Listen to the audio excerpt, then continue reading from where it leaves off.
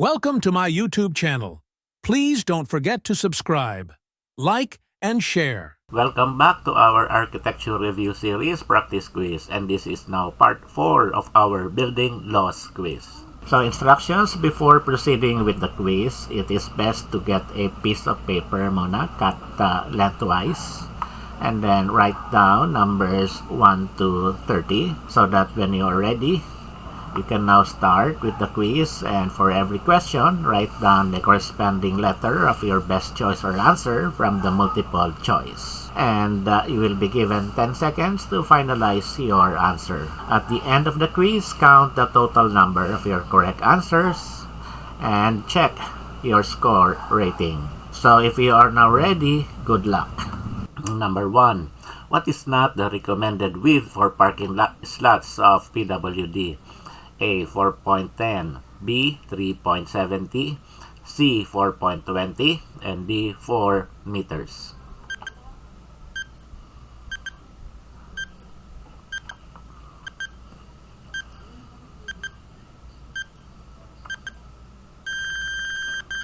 And our correct answer is letter B, 3.70 meters.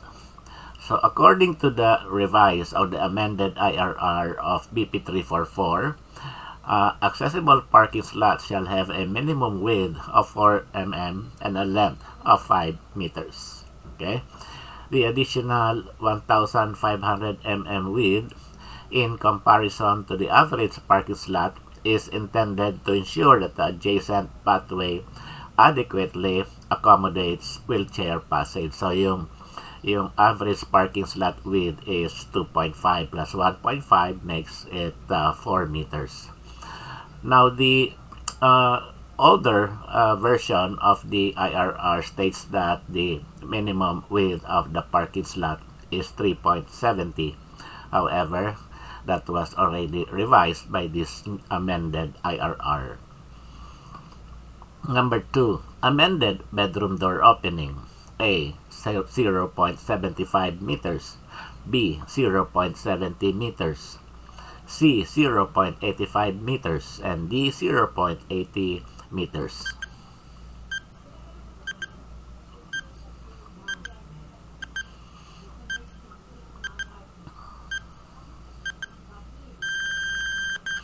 And our correct answer is letter B, 0.70 meters. So according to BP 220, the minimum clear width of doors shall be as follows. For service bedroom doors is 0.70 meters. Now, according to the fire code, single and two family dwellings, no doors in the path of travel providing means of escape shall be less than 700 millimeters or 700 mm of clear width, and that is for single and two family dwellings. Number 3. Minimum window openings in a room. A. 10% of floor area, B. 20% of floor area, C. 15% of wall area, and D. 25% of wall area.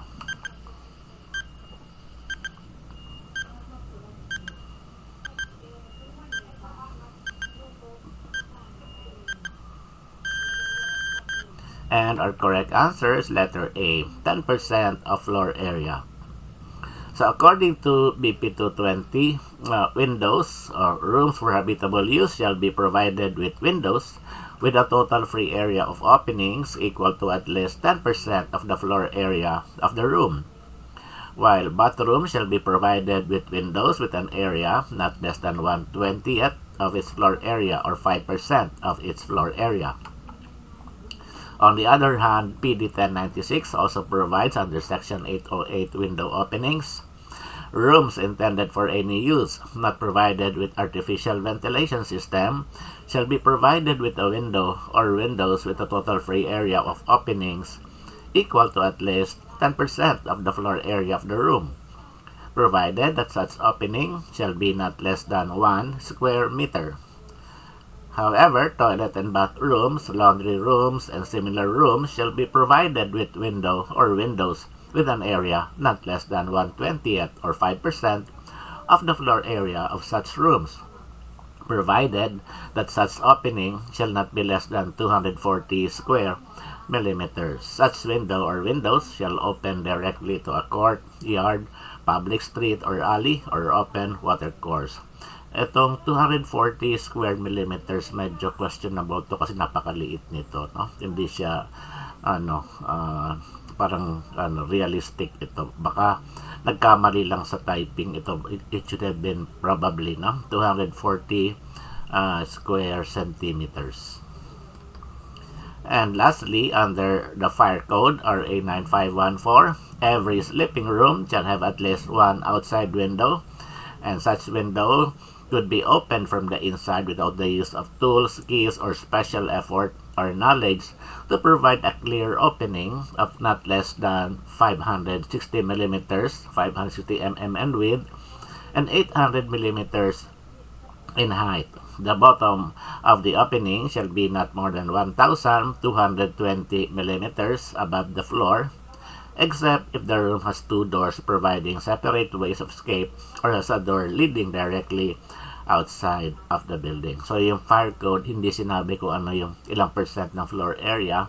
Instead, binigay yung minimum dimension ng window opening. Okay? So number 4, what is the minimum floor area for economic and socialized housing? A. 16 to 42 square meters. B. 36 to 48 square meters. C. 8 to 12 square meters. And D. None of the above.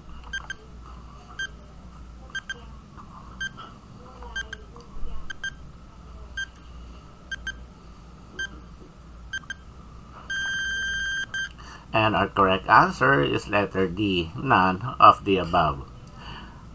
According to BP 220, the floor area requirement is that the minimum floor area requirement for single-family dwelling shall be 22 square meters for economic housing and 18 square meters for socialized housing. Number 5. What is the minimum width of minor road for economic and socialized housing subdivision? A. 6 meters. B. 10 meters. C. 8.5 meters. And D. 8 meters.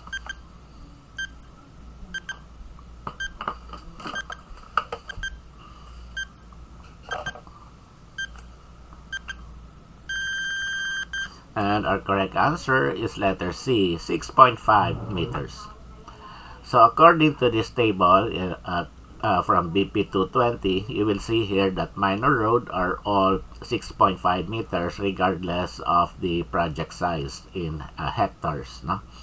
It will be the same, while the minimum width for major and collector is 8 meters depending on the project size. Number 6. Under the NBC, a building permit shall expire if work authorized is not commenced within how long from date of issuance of such permit? A. 3 months. B. 12 months.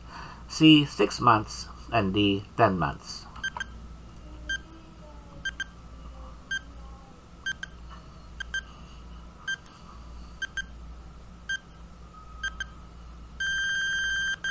And our correct answer is letter B, 12 months.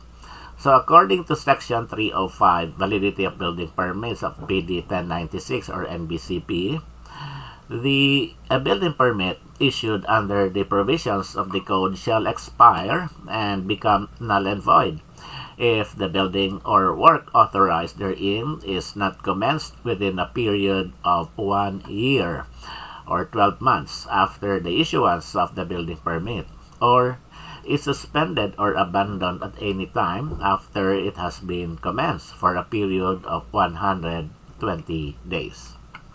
Number 7.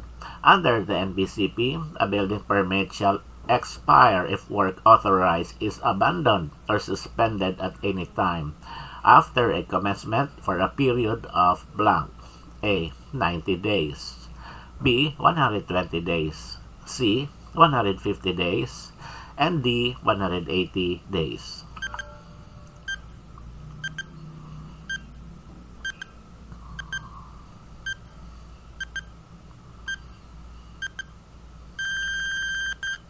And our correct answer is letter B, 120 days. So this was mentioned previously in the previous question.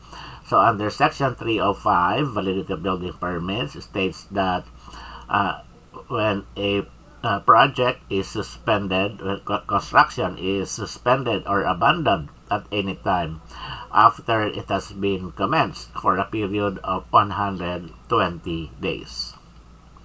Number 8. Under the NBCP, habitable rooms provided with artificial ventilation for buildings of more than one story shall have a minimum ceiling height of the first story at A. 1.80 meters, B. 3 meters, C. 2.4 meters, and D. 2.70 meters.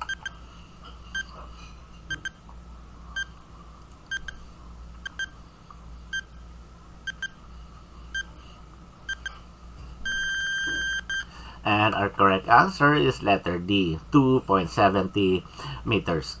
So under Section 805 ceiling heights, it says here that habitable rooms provided with artificial ventilation shall have ceiling heights not less than 2.4 meters measured from the floor to the ceiling. That is for a one-story building. Provided that for buildings of more than one story, the minimum ceiling height of the first story shall be 2.70 meters.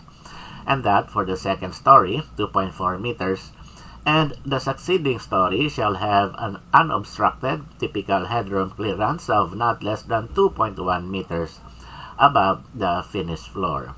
However, above stated rooms with natural ventilation shall have ceiling heights of not less than 2.7 meters. So meaning all floors, pag naturally ventilated, shall have ceiling heights of not less than 2.7 meters, while mezzanine floors shall have a clear ceiling height not less than 1.80 meters above and below it. Number 9. The purpose of the NBCP is to provide for all buildings and structures a framework of blank standards and requirements. A. Maximum, B. Prescribed, C. Designated, D. Minimum.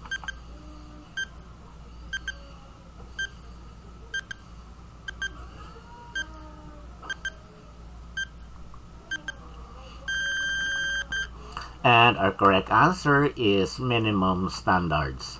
So Section 102, Declaration of Policy, it says that it is hereby declared to be the policy of the state to safeguard life, health, property, and public welfare, consistent with the principles of sound environmental management and control. And to this end, make it the purpose of the Code to provide for all buildings and structures a framework of minimum standards and requirements to regulate and control their location, site, design, quality of materials, construction, use, occupancy, and maintenance. Number 10. Under BP 220, the minimum clear width of the main door shall be how many meters? A. 0.70 meters, B. 0.90 meters, C. 0.80 meters, and D. 9.10 meters.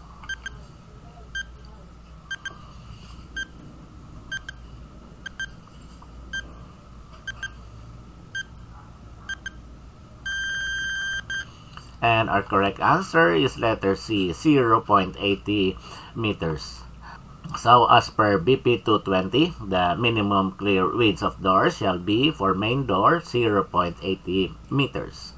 Service bedroom doors is 0.70 and bathroom door is 0.6, while the clear height for doors shall be 2 meters except for bathroom and mezzanine doors, which shall have a minimum clear height of 1.80 meters. So number 11, under the NBCP, the entry ramp of the driveway connecting the roadway surface to the sidewalk shall have a slope ranging from blank. A. 1/5 to 1/6, B. 1/4 to 1/5, C. 1/3 to 1/4, and D. 1/2 to 1/3.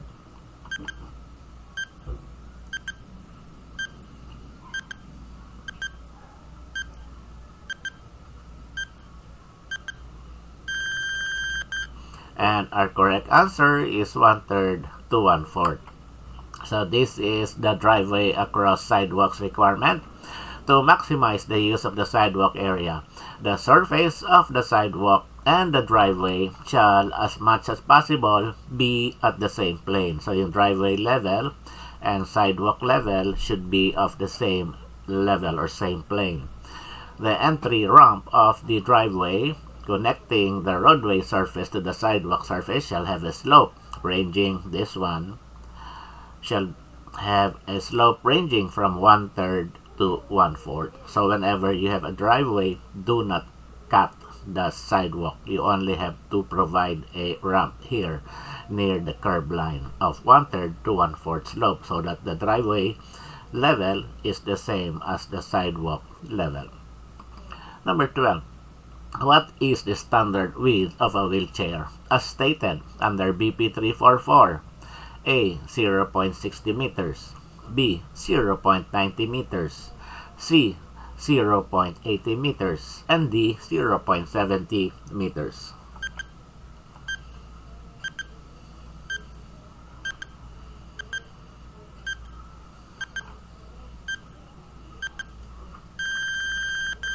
And our correct answer is letter C, 0.80 meters.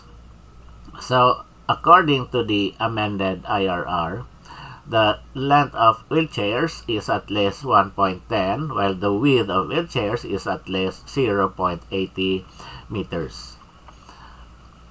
And if you are to provide a clear space for sitting, provide at least 0.9 width minimum by 1.2 meters minimum clear space.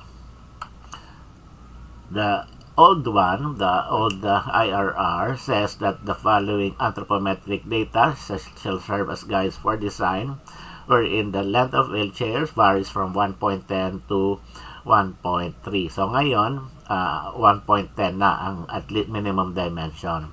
At dati, ang width of wheelchairs is from 0.6 to 0.75. Ngayon ay 0.8 na. Dati, ang diameter ng circle is 1.5. Ngayon, ang diameter na is 1.8 meters. Number 13. What is the dimension for extensions of railings under BP 344? A. 0.30 meters. B. 0.60 meters. C. 0.45 meters. And D. 0.50 meters.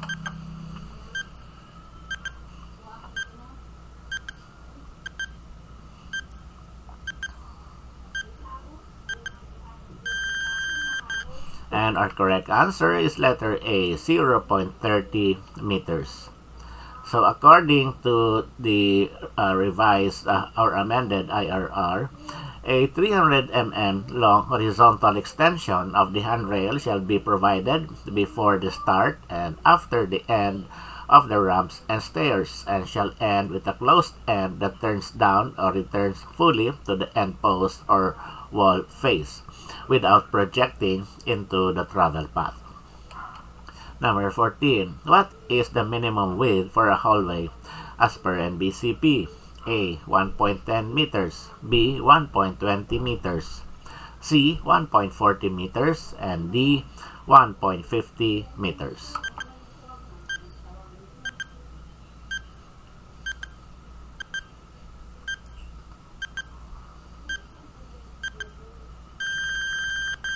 And our correct answer is letter A, 1.10 meters. So according to the NBCP, the width for every corridor or exit balcony shall not be less than 1.10 meters in width. Number 15. What is the distance of the building main entrance to the elevator? A. 20 meters. B. 40 meters. C. 30 meters. And D. 50 meters.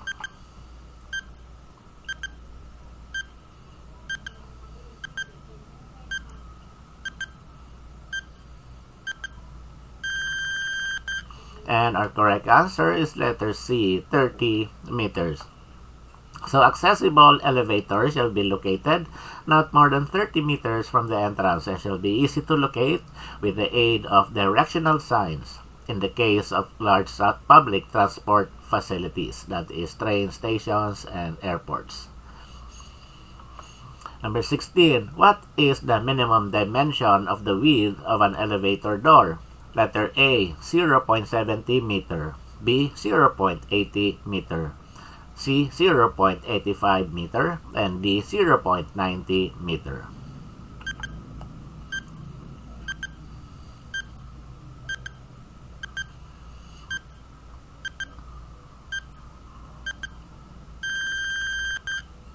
And our correct answer is letter D, 0.90 meters.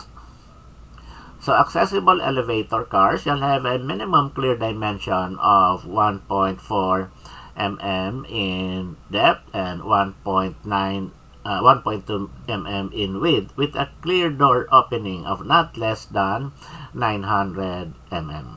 So before, the old door width minimum is 0.80. 17. What is the minimum size of an elevator car? A, 1.10 by 1.4. B, 1.4 by 1.8. C, 1.2 by 1.4. And D, 0.9 by 1.2.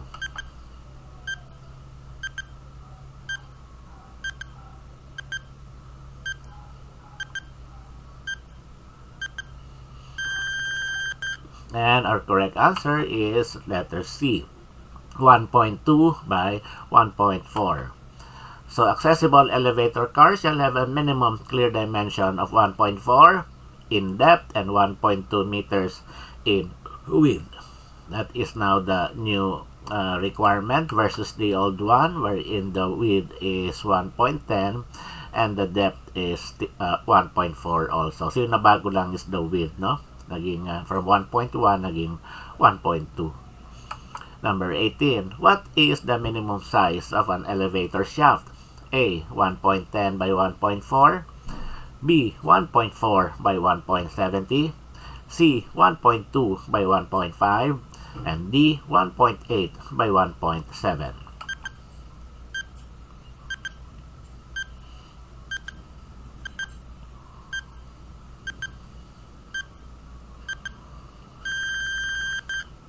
And our correct answer is letter D, 1.8 by 1.7.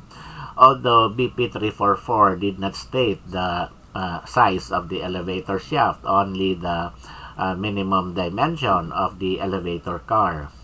However, if we are to take note of the average distance from clearance of the elevator car to the wall of the elevator shaft, for the depth, we have 1.4, the elevator car depth, plus 0.15 for the front clearance, and 0.15 also for the rear clearance, will give us at least the 1.70 depth.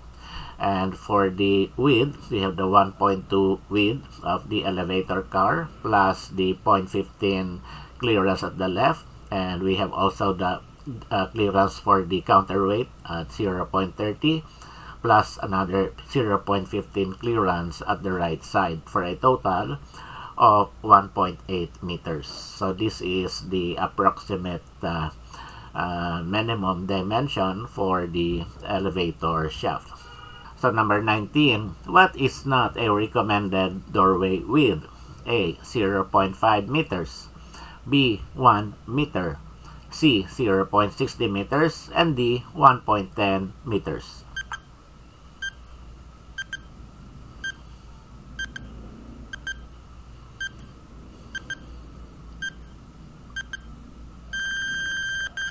And our correct answer is letter A, 0.50 meters.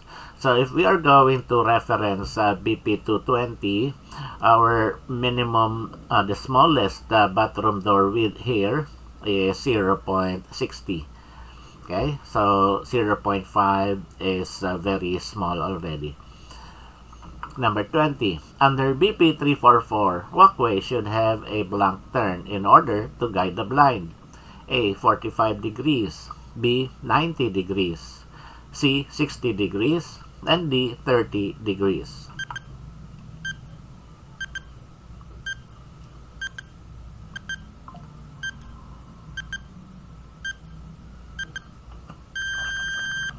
And our correct answer is letter B, 90 degrees. So to guide the person with visual disabilities, sidewalks, walkways shall follow straightforward routes with right angle turns or 90 degrees turn. Number 21. Not a recommended distance of parking for the disabled from building entrance. A. 30 meters. B. 100 meters. C. 40 meters. And D. 10 meters.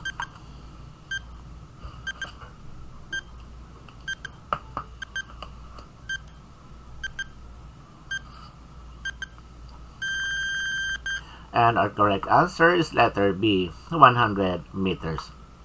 BP 344 amended IRR says only that accessible parking slots shall be located nearest to accessible main entrances. If you look at NBCP, there is nothing, no provision with regards to this distance for the disabled from building entrance. It is only BP 344 which has which has a provision related to the distance of the parking to entrance of building. Although there are some references stating that the maximum dimension of parking should not be more than 60 meters from the building entrance, but there is nothing in any of the laws stating that particular distance.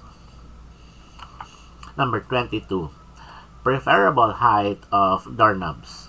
A. 0.82 meters. B. 0.90 meters. C. 0.85 meters. And D. 0.80 meters.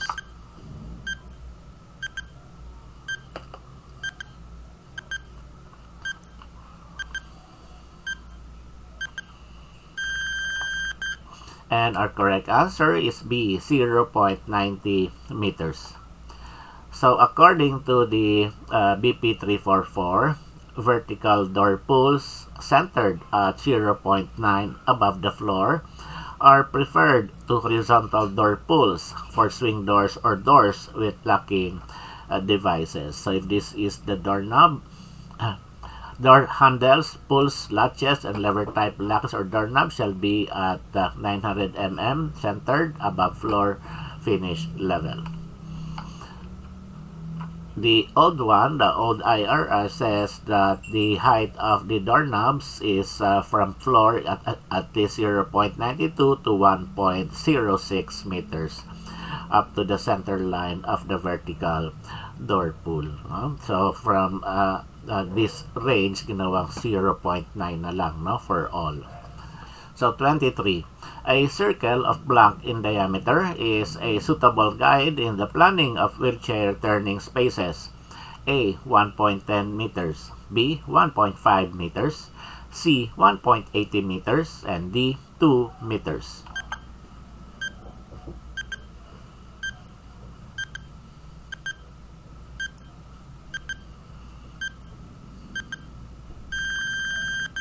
And our correct answer is letter C, 1.80 meters. So, according to the amended IRR, a circle of 1.80 meters in diameter is a suitable guide in planning wheelchair turning spaces. So, you can see that in corridors, wherein we have to provide the turning space at dead ends. Here, the dead end of the corridor or at any part of the corridor, wherein it is 3.5 meters maximum from the dead end, 1.8 by 1.8 also turning space if the corridor width is less than 1.8 meters. And the old IRR says that the turning space is 1.5 meters in diameter, so it was now changed now from 1.5 to 1.8 meters. Number 24. Angle of turn of embossed tiles for the blind. A. 45 degrees. B. 90 degrees. C. 30 degrees. And D. 60 degrees.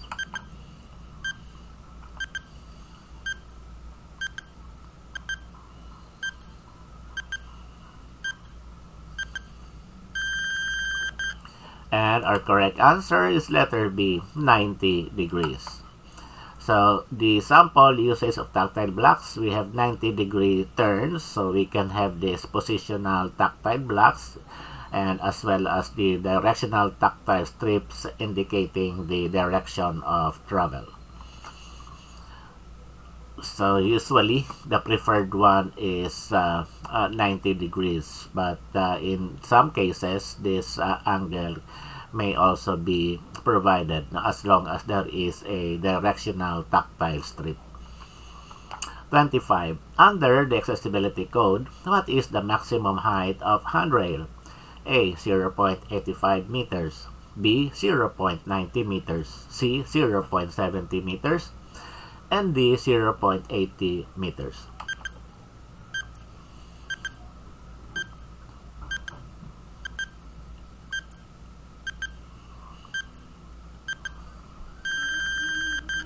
And our correct answer is letter B, 0.90 meters. So the handrail shall be installed at 0.9 or 900 mm and 700 mm above stair treads, or it is on both sides of the ramp at 700 mm and 900 mm from the finished floor of the ramp to the top of the handrails. 26. Minimum clearance of a table from the floor considering the handicap. A. 0.75 meters, B. 0.65 meters, C. 0.60 meters, and D. 0.70 meters.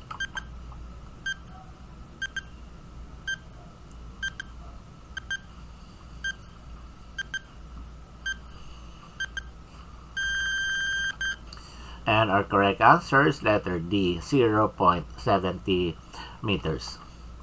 So the height of the dining table provided for persons with disabilities shall be 750 mm. Ito yung height ng table. However, the minimum clear knee space of 700 mm high and 480 mm deep shall be provided. So if you have a table or bench, the minimum clear is 700 mm and the minimum knee space is at 480 mm. 27. What is the preferred design for a stair considering users of crutches?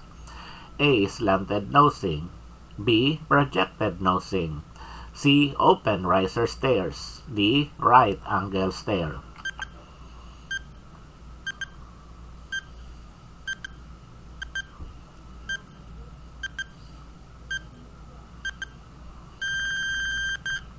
And our correct answer is letter A, slanted nosing. So nosing shall not protrude, and all risers shall have a backward tilt of 25 mm. Stair nosing shall be durable and slip resistant in wet and dry conditions with a minimum luminance contrast of 30% to the stair risers and treads. 28. What is the minimum width of a stair under BP 344? A. 0.9 meters, B. 1.10 meters, C. 1.20 meters, and D. 1.50 meters.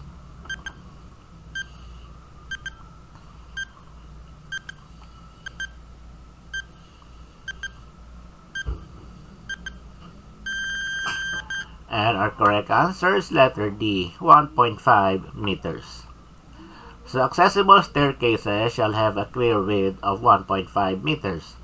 This minimum width allows for two-way traffic. Number 29. NBCP. If there are 50 or less occupants, what is the minimum stair width? A. 0.75, B. 1.10, C. 0.9, and D. 0.60 in meters.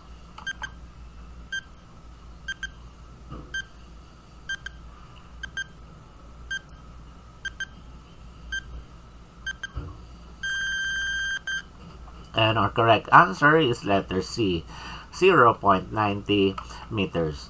So according to NBCP, the width For stairways serving an occupant load of more than 50 shall not be less than 1.10. However, if the stairways serving an occupant load of 50 or less may be 900 millimeters wide or 0.9 meters.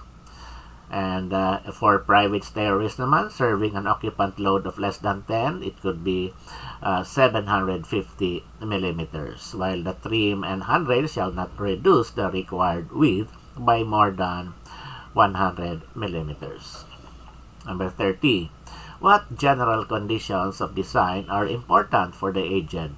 A. Size, location, design. B. Grab bar. C. Height of lavatory is from the waist. Or D. All of the above.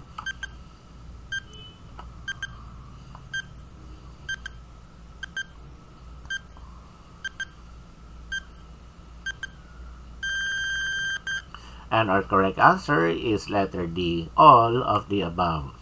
So when designing for the aged, several general conditions must be considered to ensure safety, comfort, and accessibility. One is size, location, and design of spaces must accommodate mobility aids, that is wheelchairs, walkers, and reduce hazards. Number 2, grab bars provide essential support and stability, especially in bathrooms. And number 3, height of fixtures like lavatories should match the waist level for ease of use and to minimize bending or stretching.